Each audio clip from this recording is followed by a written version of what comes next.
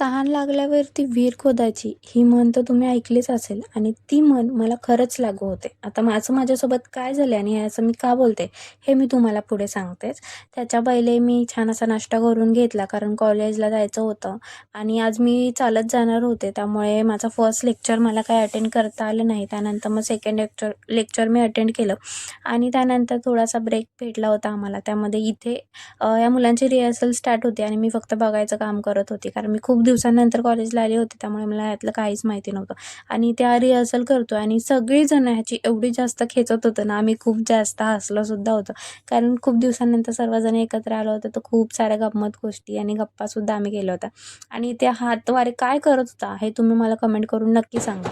So छान अशा मस्ती वगैरे केल्यानंतर मग एक लेक्चर झालं आणि त्या लेक्चरमध्ये सरांनी आम्हाला छान म्हणजे नोट्स लिहून दिले होते कारण आता लवकरच आमच्या एक्झाम येणार आहेत. सो त्याचं प्रिपरेशन आमचं इथंच स्टार्ट आहे आणि तहान लागल्यावरती विहीर खोदायचं म्हण ही तुम्ही ऐकलीच असेल आणि असं मी का बोलते ते मी तुम्हाला सांगते.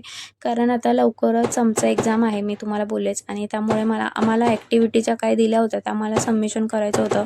त्याचबरोबर माझे काही असाइनमेंट पेंडिंग होते ते मला करायचे होते. त्याचबरोबर माझे प्रोजेक्ट पेंडिंग होते ते सुद्धा मला करायचे होते.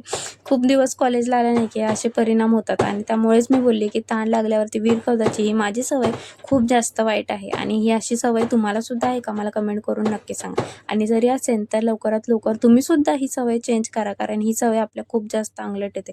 आता 2 दिवसामध्ये मी काय काय करणार आहे मला खरंच समजत नाही आहे.